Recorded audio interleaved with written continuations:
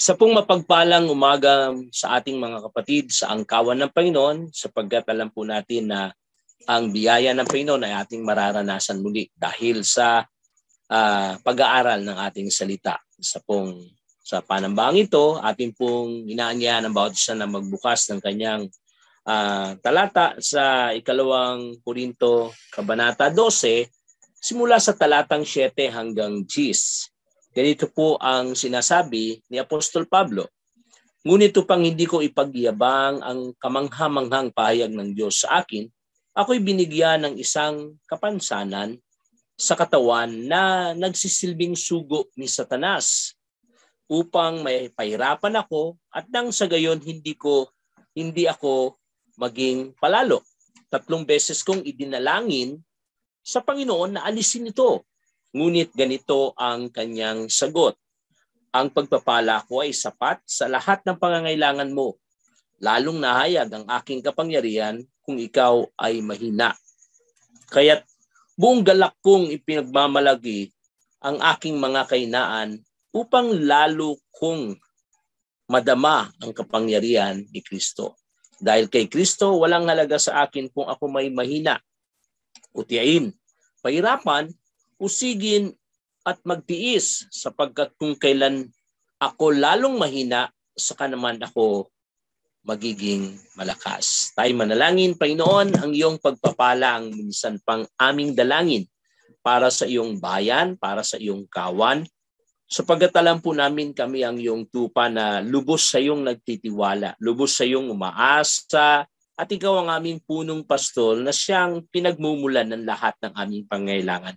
At ngayon, muli mo kaming gabayan, dalin sa aming kailangang malaman sa oras na ito. Turuan niyo po kami, Panginoon, kung paano kaming lalong maging malalim sa pakikipagtipan sa iyo. Salamat po sa tulong ng Espiritu Santo. Inaangkin po namin ang pagpapaliwanag at pangunguna sa aming pag-aaral. Salamat po sa iyo.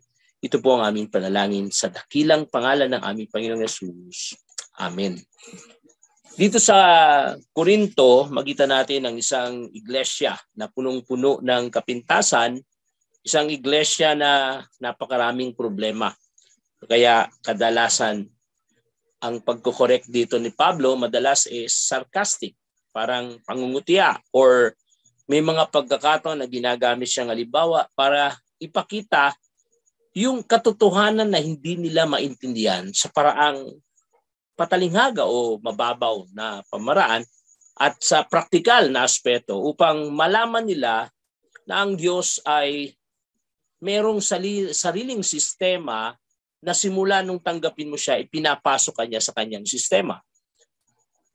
Ang mga iglesia sa Korinto ay lumaki sa isang paniniwala, isang reliyon ng mga Grego ng konsepto ay paano itaas ang sarili, paano kang kilalanin, paano kang itanyag, na paano kang maging angat sa iba. Na siyang baliktad sa konsepto ng kakristyanuhan. Sa kakristyanuhan, makita natin ang konsepto dito ay kung paano itaas ang Panginoon, kung paano makita na tayo walang nagawa, walang kakayahan, at tanging ang Diyos lang ang gumawa para sa atin. Kaya dito sa pag-aaral, makita natin sa Korinto parang binabanggit yung kahigitan nila kay Pablo, yung kanilang kakayahan sa mga spiritual gifts, yung kanilang pagiging legit or pagiging mas katanggap-tanggap sa kongregasyon kasi meron silang tawag dito, yung sulat na nagpapatibay sa chapter 4 na sila nga ay nirekomenda nung mas nakakataas. Pero kay Pablo, makita natin binaliktad lahat yun ni Pablo. Sa kanya, ang rekomendasyon niya ay yung buhay na nagbago ng Korinto. Sa kanya, ang gusto niya ay yung may baba siya at ang Panginoon ang may taas. Makita natin yung malaking kaibahan. Dito sa mundo, nabubuhay tayo sa mundo na ang konsepto ay paligsahan sa pagalingan. Paligsahan kung sino magaling. Kaya nga, kung mag-a-apply ang isang Kristiyano, ang isang tao sa isang kumpanya at gusto niyang makapasok dun sa trabaho, Ang kailangan niyang i-present ay yung lahat ng kanyang kagalingan. Kailangan niya i-present kung saan siya nag-aral, anong natapos niya, saan siya nagtrabaho at ano na yung mga kakayanan niya. At yun yung dapat na ilagay mo dun sa resume mo para mapanalunan mo or makuha mo yung trabahong hinahanap mo. Ganon din sa politika.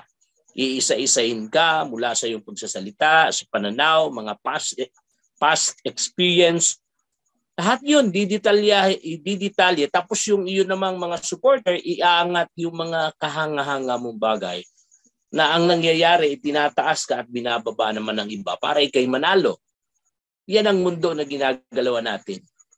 Yan ang mundo na lagi ang hinahanap yung kakayahan ng tao, na ang laging hinahanap na pag-asa at tagumpay ay galing sa kakayahan ng tao na may limitasyon. Pero sa kakristyanuhan, makita natin, baliktad. Dito sa pinag-aaralan natin, ipine-present ni Pablo yung kanyang kahinaan. Ang pinagmamalaki niya ay yung kanyang kahinaan. Ang gusto niyang pag-usapan ay yung kanyang kahinaan. Yung kanyang pagkalubog sa barko, yung kanyang pagkakulong, yung paggagupit sa kanya, yung muntik na siyang mamatay nung bagbabatuhin, yung pag-akusa sa kanya. Yun ang laging laman ng kwento niya. Pero sa mundo, makita natin, kapag nagkikwento yung mga tao, ang kinikwento niya yung lahat ng mga nagtagumpay siya. Saan siya nakarating, anong nangyari, sinong nakasama niyang sikat na tao, pine-present natin. Kaya malaki ang kaibahan. At isa na naman to sa mga konsepto ng mundo na baliktad sa konsepto ng Diyos. Sa Corinthians, sa unang mga libro, idinidiin dito yung malaking kaibahan sa paniniwala, sa karakter, sa pag-uugali, maging sa konsepto na ang kaduluduluan ay yung karunungan ng mundo ay kamangmangan sa harapan ng Panginoon na hindi pwedeng ikumpara sapagkat ang Diyos ang siyang gumawa ng lahat ng ito. Bigyan natin ng konting kwento. Dito ay parang ipine-present nung mga religious leader na sila'y angat kaysa kay Pablo.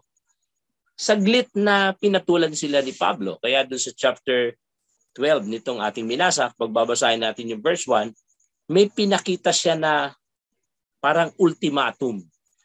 Na parang ipresent niya, wala kayo nito.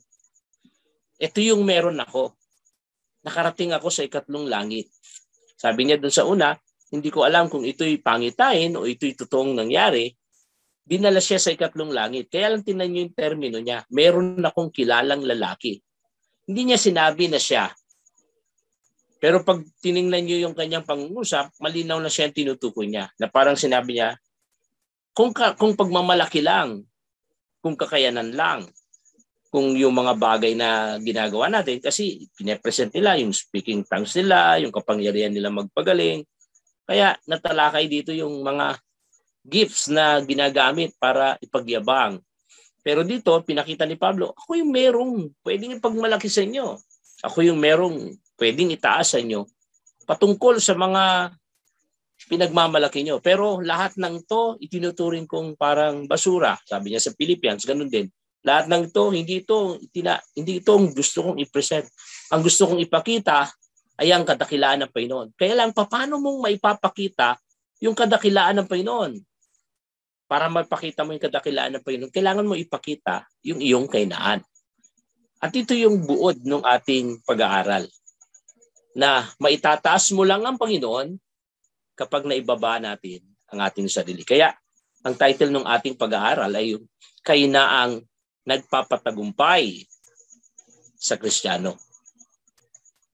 Ang kahinaang ito ang nagdadala sa atin ng tagumpay. Bakit? Kasi ang kahinaang ito ang nagdadala ng kataasan at kalwalatian sa ating Panginoon. Kaya kay Pablo, malinaw na lahat ng pagmamalaki ng mga religious leader, nitong mga circumcision group, religious leader na mga Hudyo, na ang pinipresent lagi yung gawa ng laman, yung kakayahan ng laman. Pero kay Apostol Pablo, ang pinipresent niya yung kakayahan ng Panginoon, yung kakapangyarihan ng krus, yung kakayahan ng resurrection, yung kapangyarihan na tinanggap niya. Kaya kahit na sa ganung kalagayan, ay naligtas siya sa pamamagitan ng biyaya. Kaya sabi niyo doon sa last part, itong tugon ng Panginoon, ay wag mo na yon. Doon sa part na yon, sabi niya, nakarating ako sa ikatlong langit pero hindi ko pinagmamalaki ang lahat ng ito. Nilagay ng Panginoon sa akin to kasi meron siyang purpose sa akin. Parang pinatunayan niya na karapat dapat ako sa Kanya pero hindi ko kailangan ipagmalaki to para sabihin sa inyo na karapat dapat ako sa Panginoon kaysa sa inyo. Present niya lang to para makita nila na talagang siya yung pinili ng Diyos pero sa konsepto ng pagpili ng Diyos, yung karakter niya, iba sa karakter nila. Sa kanya, pine-present niya yung kanyang kahinaan, yung kanyang kakulangan, yung kanyang kawalan. Yun lagi ang pine-present ni Apostol Pablo sa kanila kasi ang konsepto nun para maitaas ang ating Panginoon, para madakila. Kaya nakita natin doon sa ating binasa, verse 5, sabi niya, pinagmamalaki ko ang taong iyon at hindi ang aking sarili maliban sa aking mga kahinaan. Tingnan niyo, tinutukoy niya siya, pero sabi niya, pinagmamalaki ko yung experience ng taong yon. Pinagmamalaki ko yung aking experience na nakarating doon sa ikatlong langit, pero hindi ang aking sarili. Sa akong pag-uusapan ng aking sarili, mas gusto kong ipagmalaki yung aking kahinaan.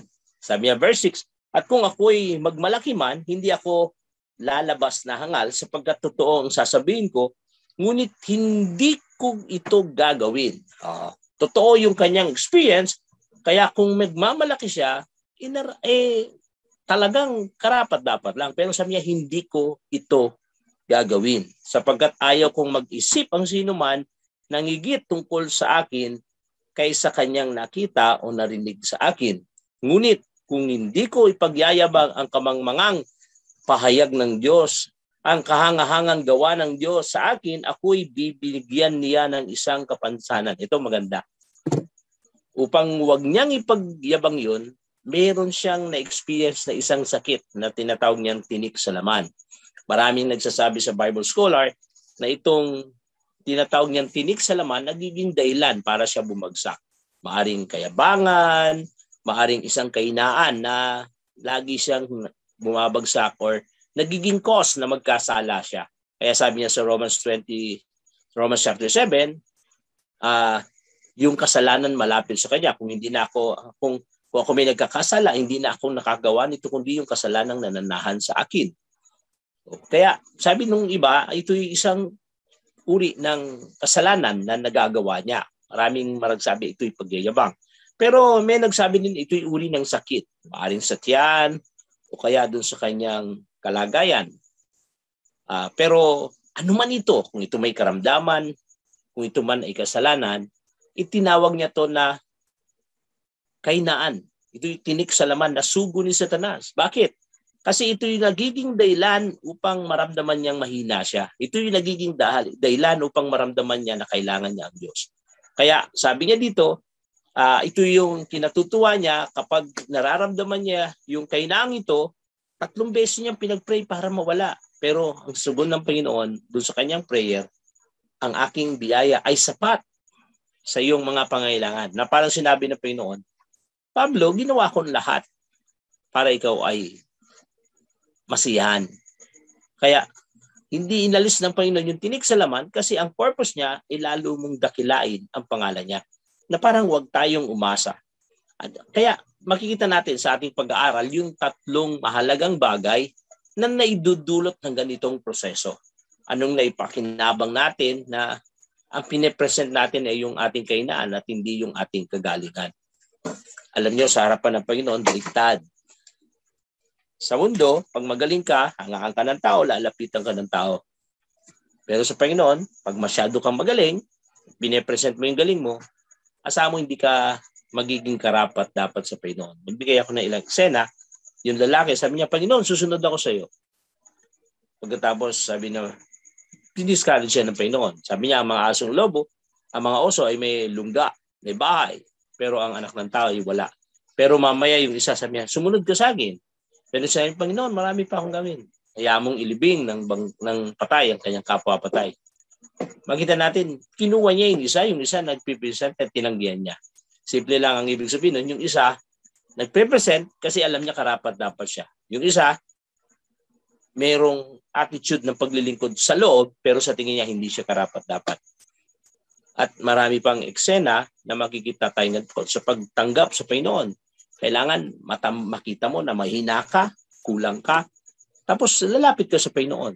Hindi mo tatanggapin ka niya. Pero yung lalaking mayaman, sa tingin niya, kumpleto siya mula pagkabata, sinusunod niyang kautusan, napakayaman niya, ang yabang-yabang niyang na lumapit kay Jesus. Pero nung ipiniset na ni Jesus yung requirements niya, patalikod siyang lumayo sa Panginoong Jesus na parang hindi niya na kailangan ang buhay na walang hanggan. At ganyan ang katotohanan. Madalas, tayo ring mga Kristiyano, nagiging biktima tayo ng ganitong proseso na kailangan i-present natin yung kung sino tayo, yung kakayahan natin, yung kadakilaan natin. Yung kakayahan natin, yung mga ginagawa natin. Minsan, kailangan natin i-present ito para tayo maging katanggap-tanggap sa mundo. Pero hindi natin nakita, tinanggap tayo ng Panginoon nung tayo'y walang-wala, nung tayo'y hinangina. Yung tupa na nawalay, ligaw, walang makitang pastulan, ang sabi ng Biblia, nahabag ang Panginoon at doon siya nagsimulang hanapin tayo. At yun yung ating doktrina na ang isang tupa ay punong-puno ng kahinaan.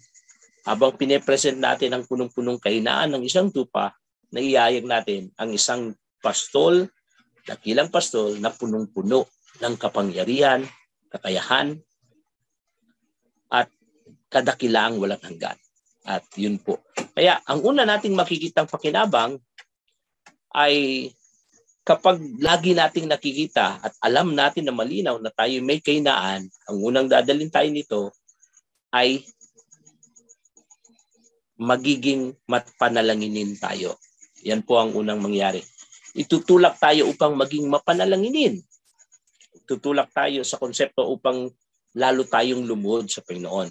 Nung linggo, sabi ko sa kongregasyon, isipin nyo nga po yung araw na kung saan napakahabang oras ang ginugol mo sa pananalangin.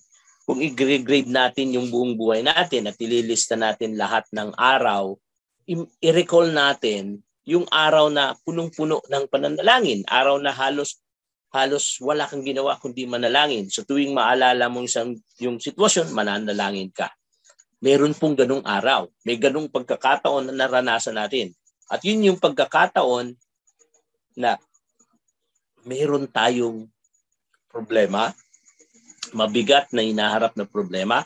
Meron tayong nalaman na mabigat na karamdaman. Meron tayong malaking problema, pagkalugi, kawalan, o pangangailangan. Yun yung araw na yun. At yun yung malinaw na dahilan kaya halos panalangin tayo ng panalangin. Kasi kailangan natin ng tulong ng Diyos. At yun yung halos hindi tayo natapagod. Hindi tayo nagsasawang miyak, dumalangin sa Panginoon. Panginoon, tulungan mo kami. Panginoon, iligtas mo kayo. O kaya disaster, o kaya isang pandemya. Ganun yung konsepto. Pero tanong ko naman, kailan naman yung araw na naiisip natin na ilang araw na tayong hindi na nanalangin? Yung parang kalimutan nating manalangin, magigising tayo sa umaga, kakain, matutulog, na halos ilang araw kaya? Pag tinanong natin, pag grenade natin, ilang araw yun? At anong pinakamahabang araw na hindi tayo nanalangin? Ilang araw tayong nanalangin? 7 araw, 2 araw? Yung isang araw, madalas yan sa sobrang kaabala natin. Pero gaano kahaba yung pinaka-longest days na walang panalangin? Meron din yan. Meron din yan. Kabaliktaran lang nung una. Alam niyo kung ano yun? Yun yung araw na sa tingin natin wala tayong pangangailangan. Yun yung araw na abalang-abala tayo sa mga bagay na gusto natin at sandaling na wala tayo sa mga bagay na plano ng Diyos para sa atin. Kaya tayo nananalangin, makita natin ang unang dahilan ay dahil nakikita natin yung ating kahinaan. Nakikita natin yung ating kawalan. Nakikita natin yung pangangailangan, yung suffering. Nakikita natin yung problema. Nakikita natin yung mga bagay na to. At yun ang dahilan kaya tayo nananalangin. Magandang halimbawa dito ay yung ang Panginoong Yesus. Kasi tayo, ang pinakalimbawa natin dito, parang bumbero, parang ambulansya. Ang tingin natin sa Diyos, in case of emergency. Di ba? Pag nakita natin na yung sinabi ko kanina, yung araw na punong-puno tayong panalangin kasi baka merong nasa ospital, maya't-maya pray ka ng pray, kakapray mo pa lang, wala pang 1 minuto, nag-pray ka na agad, sumasambit ka na sa Panginoon. Kasi nung oras na yun, nakita natin wala tayong magagawa, wala tayong nangangailangan tayo, nasa panganib yung ating sitwasyon. Kaya parang nagiging mukhang ambulansya, bumbero, yung sitwasyon ng Diyos sa atin. Ngayon, pag wala naman tayong pangangailangan, halos parang hindi natin nararamdaman na kailangan tayong manalangin.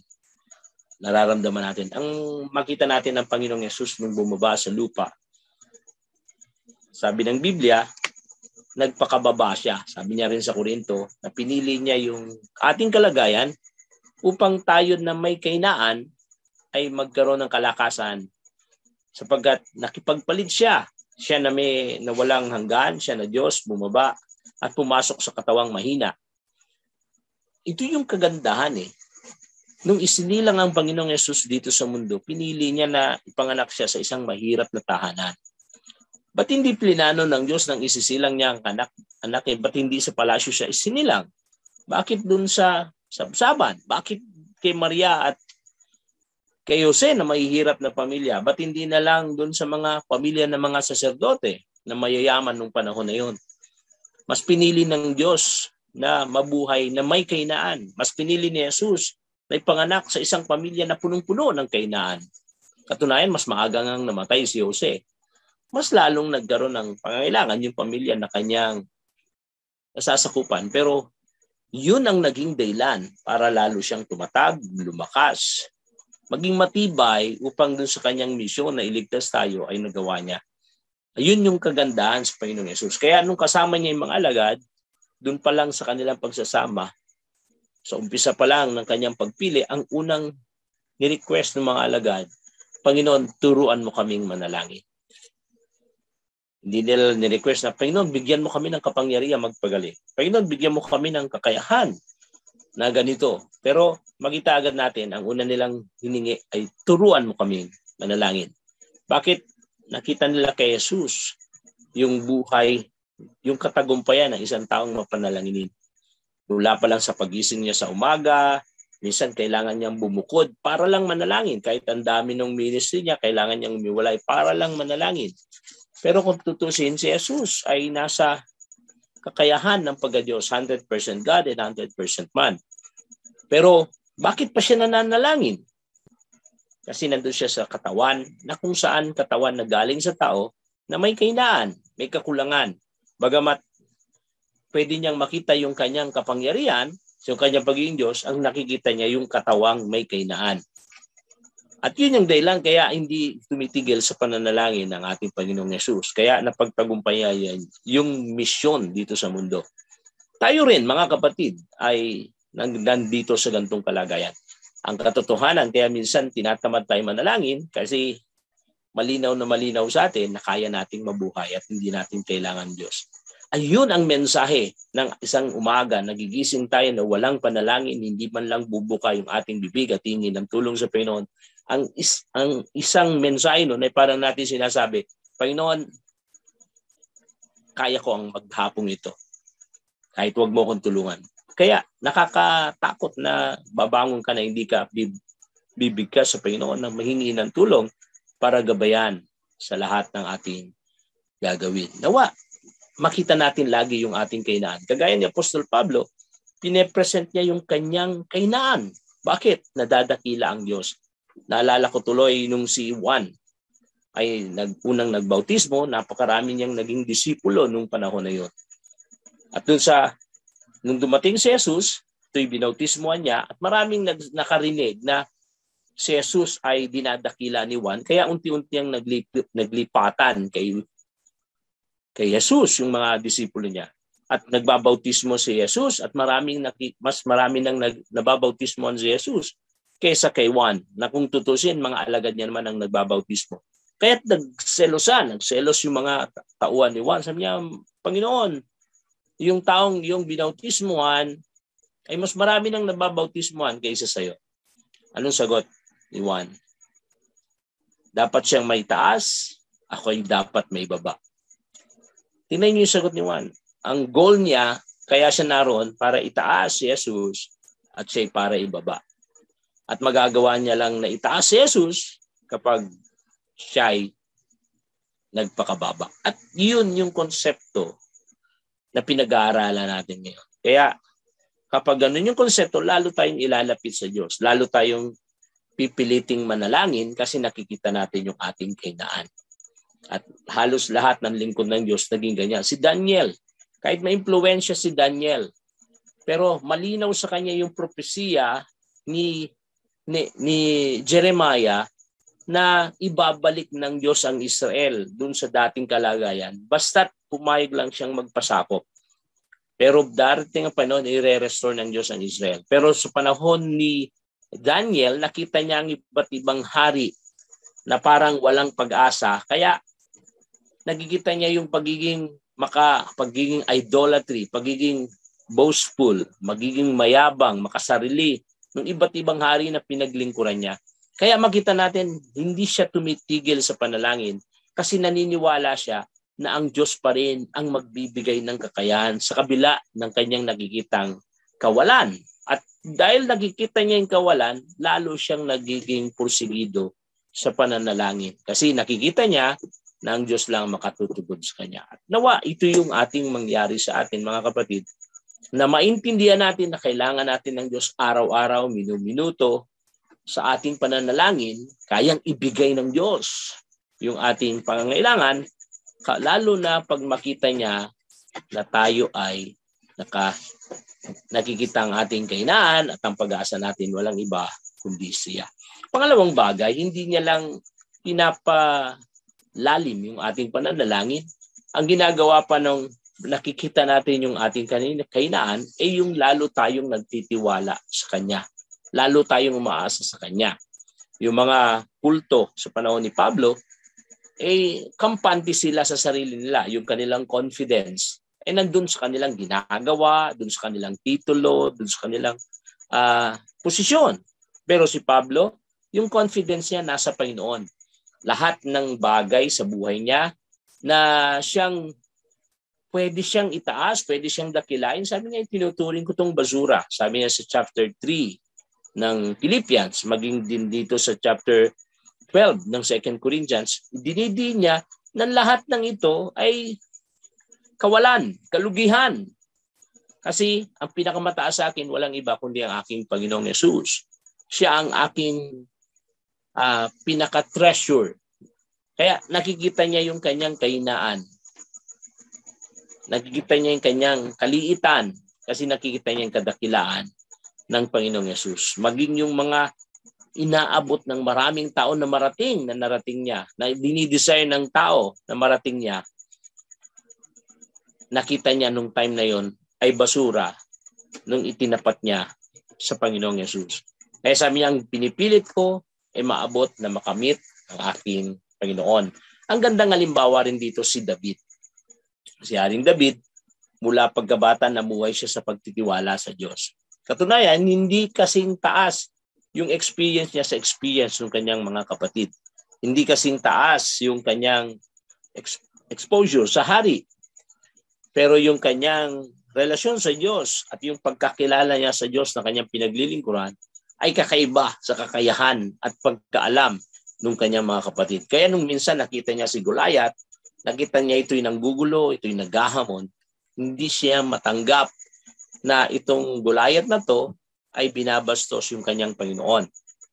Kaya ang sabi niya, sino ba tong hentil na to? Sino ba tong hindi tuli na to? Makita natin yung termino na ginawa ni David patungkol sa Goliath na kinatatakutan ng maraming tao. Parang pambabastos o parang panghihiya. Pagkatapos, bigla niyang i-represent na nilalapastangan niya ang great God, yung dakilang Diyos, dakilang si Yahweh. Doon naman sa presentation niya, pinakita niya kung ganong kataas ang tingin niya sa Diyos. Madalas, ganun yung sitwasyon. Dahil sa nakikita natin ng Diyos, lumalakas tayo. Dahil nakatingin tayo sa kakayahan ng Diyos, lumalakas tayo. Isipin po natin yung nag-alala tayo, natakot tayo, na-depress tayo. Yun yung panahon na nakita natin yung kahinaan natin at kawalan ng kakayanan ng Diyos. Pero habang nakikita natin yung kapangyarihan ng Diyos, hindi usapan kung anong sitwasyon natin. Hindi usapan kung anong kalagayan natin. Hindi usapan kung anong magagawa natin. Ang usapan, anong kaya ng Diyos.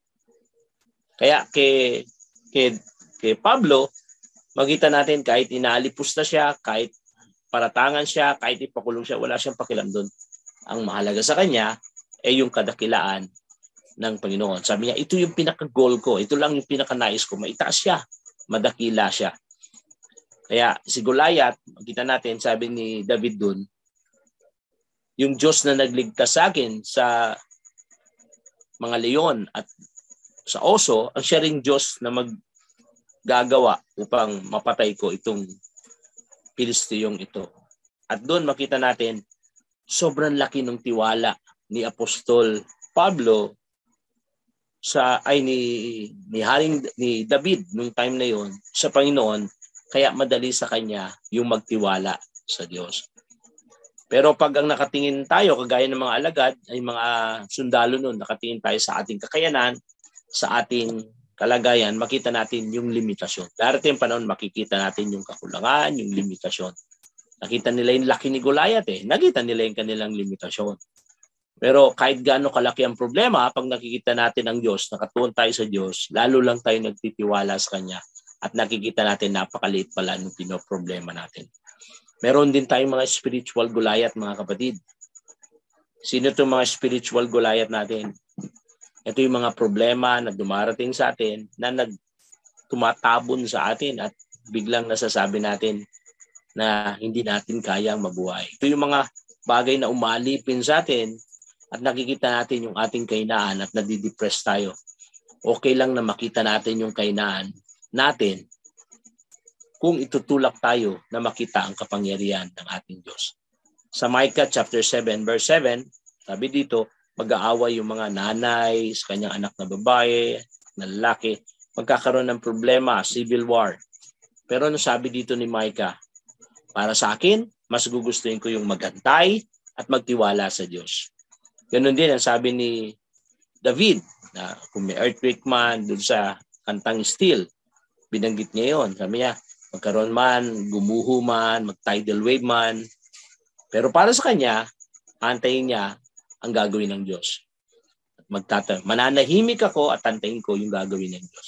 Yun yung pagtitiwala. Yun yung ginawa ni Apostol Pablo. Yung kanyang kahinaan ang nagtulak upang hantayin ang kakayanan ng Diyos. Mag-focus dun sa gagawin ng Diyos. Mag-focus dun sa kapangyarihan ng Diyos. At yan ang pangalawang bagay na nagagawa na malinaw sa atin kung ano yung ating kahinaan. Ulitin ko, una, dinadala niya sa tayo sa makatotohanang pananalangin. Kasi alam natin, kailangan natin ang tulong niya. Pangalawa, dinadala niya tayo sa kalagayan na lalong kumapit sa Diyos at magtiwala sa ating Panginoon. At yung pangatlo, di tayo magtatapos. Kapag nakikita natin yung ating kahinaan, kapag nakikita natin yung ating kaliitan, itong nagtutulak naman sa atin para lalong maglingkod sa Panginoon. Gusto kong ilinaw to kasi si Pablo, ang paglilingkod kasi sa Panginoon, huwag nating isipin na paglilingkod. Kasi may mga mas maraming paglilingkod, mga kapatid, na sa mababang antas kaysa paglilingkod sa mataas na antas. Sa panahon ni Jesus, makita natin yung mga taong gustong maglingkod sa Diyos, namimili ng magiging rabbi, namimili ng magiging Panginoon. Kaya minsan may binanggit sa aklat ni Juan na parang sinabi niya na ang maglingkod sa gantong tao o sa hari, tatanggap ng premyo bilang hari. Ang maglingkod sa isang propeta, itatanggap ng gantimpala para sa propeta. Pero ang maglingkod sa maliit na to ay siyang dakila sa lahat. Na parang magita natin ang paglilingkod kasi may level. Kagaya kay Juan, si Simon na kay Juan pero nakita niyang mas mataas si Jesus, naglipat siya kay Jesus. Maging sa panahon natin na ganito, na ngayon marami tayong ganitong kalagayan sa church. Maraming klase ng paglilingkod sa church na hindi kailangan na magaling ka, hindi kailangan na mahusay ka, hindi kailangan na skillful ka. Yung manalangin ka lang, prayer warrior ka, hindi mo kailangan sobrang galing mo, maayos ka sa pagsalita, magaling ka magpaliwanag mo. Hindi, basta maintindihan mo lang na maging idulog sa Panginoon yung pangailangan ng kapatid mo, ministry na yon.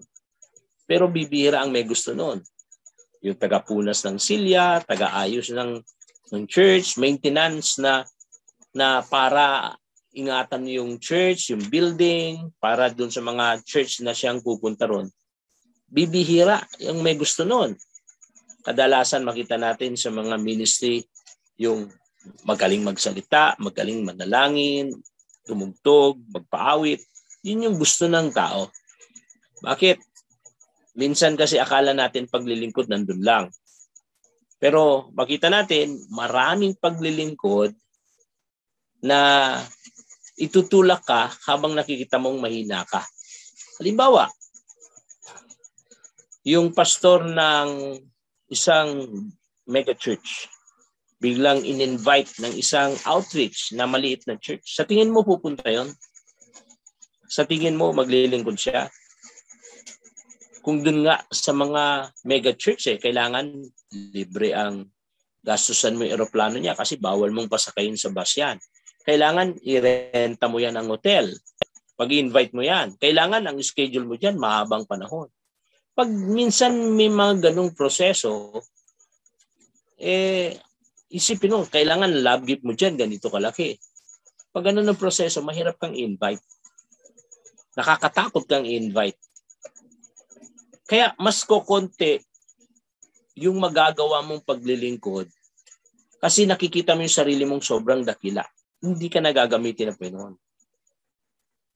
Si Apostol Pablo, hindi niya nakikita yung sarili niya na maliit. Kaya kahit na pinag-uusig siya, kahit sa kulungan, kaya niya maglingkod. Hindi siya nagre-reklamo kahit na sa simpleng bagay, naglilingkod siya. Ang magandang halimbawa dito, yung washing of feet. Kultura ng mga Hudyo, na kapag papasok ka sa isang bahay, natural lang na paglingkuran ka nung may-ari ng bahay. Hugasan ka ng paa, pupunasan ka ng langis, ihanda ka ng pagkain. Pero pagdating nila dun sa bahay nila John Mark, na siyang hiniram nung mga alagad, na sinabi ni Jesus na puntahan nila at magpapairam, dun sila naghapunan. Pero pagpasok nila, dahil hiniram nila yung bahay, walang may-ari ng bahay. Kaya dahil dun, pagpasok nila, kailangan may magugas ng paa. Sa kultura, yung mga alipin dun sa bahay, pinakamababang uri na nasa bahay, yun ang gagawa nun. Hindi yung nagluluto, kundi yung pinakamababa. Pero yung mga alagad, pagpasok nila, tingin nila sa sarili na matataas, kaya ayaw nila. Nagtuturuan sila kung sinong dakila. Kaya ang ginawa ni Jesus, nagpalit ng damit, pagkatapos umupo at siyang nagugas. Sabi niya, ako na Panginoon, yung ginawa ko to, gawin nyo rin sa isa't isa.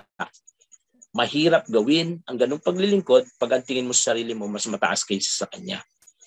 Pero kung alam mo na mas maliit ka, magagawa mo yun. Magagawa mo yung bagay na yun. Alam nyo, minsan, meron akong hinangaan nung nasa Tugigaraw ako, pumasok kami sa isang Bible study. Pagdating sa Bible study, isa yung kumpanya ng isang milyonaryong engineer. Siya yung professional electrical engineer. Sa buong Cagayan, 4 lang sila. Doon sa buong Cagayan, 4 lang sila na professional electric engineer. Pagpasok ko doon sa bahay, patapos na yung Bible study nung kasama ko. Pagpasok ko, pinakilala ko. Maya-maya, dagli-dali siyang pumunta doon sa may mesa, nagtakal ng timpla ng kape, tapos nagbigay ng merienda. Binigay niya sa akin, bagamat may mga tauhan siya, pero siyang gumawa noon. Sabi niya, Pastor, magmerienda ka muna. Tapos na kami, pagpasensya, kasi tapos na kami, ikaw na lang. Habang nagmimerienda ako, may nagkikwentuhan, nung mapansin niyang wala na akong pagkain, siya biglang tumayo. Sabi niya, Pastor, baka gusto mo kuhanan kita uli. Sabi ko, hindi na. Kinuha niya at siya pang nagligpit mula sa aking kamay nung mga pinagkainan ko. Alam niyo, namangha ako kasi milyonaryo yun eh. Sa buong Cagayan, 4 lang sila na nagpipirma dun sa malalaking building. Bawat pirma niya, napakalaking pera nun. Pero nagawa niya na magmukhang alalay o katulong sa harapan ng lingkod ng Diyos. Kakaiba yun. Itong kahanga na nakapagtataka, hindi matured Christian yun. Baby Christian lang yun. Pero nagagawa niya yun. Alam nyo, karakter ni Kristo yun. Karakter ng Panginoon yun. Nakikita mo yung sarili mo na maliit, kaya walang magiging sagabal para maglingkod ka sa maliit. Sa Luke chapter 9, verse 46 hanggang 48, yung mga alagad nagtatalo-talo kung sinong dakila sa kanila. Sinong mas mataas, sinong mas nakahigit. Kaya ginawa ni Jesus, kinuha yung bata. Pagkatapos ng sinabi niya sa mga alagad, sino man ang maglingkod sa batang ito, siya ang karapat-dapat. Ating tingnan na, para mas maganda, basahin ko sa inyo sa may nakasulat sa Luke chapter 9, verse 46 to 48. Magugulat kayo dito sa konsepto na ito kasi madalas ginamit ng Panginoon ang bata upang ipahayag na sila'y dakila sa langit. Pero dito sa verse na to, hindi niya sinabi na sila'y dakila sa langit. Kaya niya ginamit yung bata para ipakita na yung kaliitan ng mga naglilingkod sa bata. Kasi sabi ko nga sa inyo kanina, merong level ng pagiging servant dun sa Israel. Pag servant ka ng hari, yung hari ang paglilingkuran mo. Mas mataas ka dun sa servant ng ilang mas mababa sa hari. May ranking din ang pagiging servant. Ang pinakamababa ay yung servant ka ng bata. Walang servant ang bata. Kasi wala siyang kakayahan. Maliban lang yung anak ng hari. Pero under pa rin yun sa royal family. Pero dito, makita natin sa verse 46 to 48, may binanggit dito si Pablo nung nakita niya nagtatalo-talo. 46 ay ang Panginoong Yesus at nagtatalo-talo ang mga alagad kung sino sa kanila ang pinakadakila. Alam ni Jesus ang kanilang iniisip kaya tinawag niya ang isang maliit na bata at pinatayo sa tabi nila.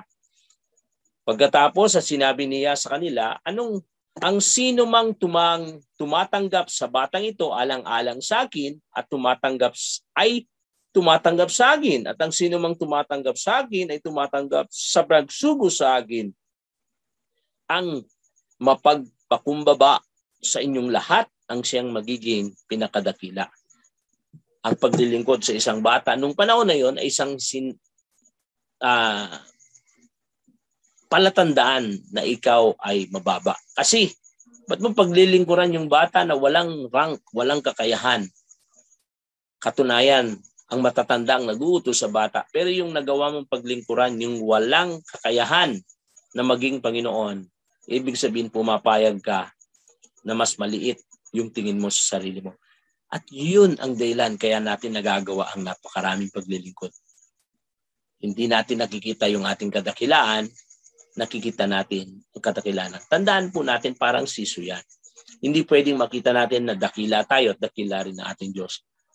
Habang nakikita natin na dakila tayo, lumiliit yung tingin natin sa Diyos. Pero habang nakikita natin maliit tayo, lumalaki yung kadakilaan ng Diyos para sa atin. Kaya ito yung 3 bagay na nagagawa dun sa kakayahan ni Apostol Pablo na mas pinagmamalaki niya yung kanyang kahinaan. Kasi nakikita niya, una, mas lalo siyang lumalapit sa Panginoon. Sa pananalangin, makita natin, lagi natin mababanggit yan sa Pilipos, sa Ephesians, kahit na napakagaling niyang apostol, pero pag sinabi niya, ako'y nagpapasalamat sa inyong mga panalangin. O kaya, aking inihiling na patuloy niyo kong ipanalangin.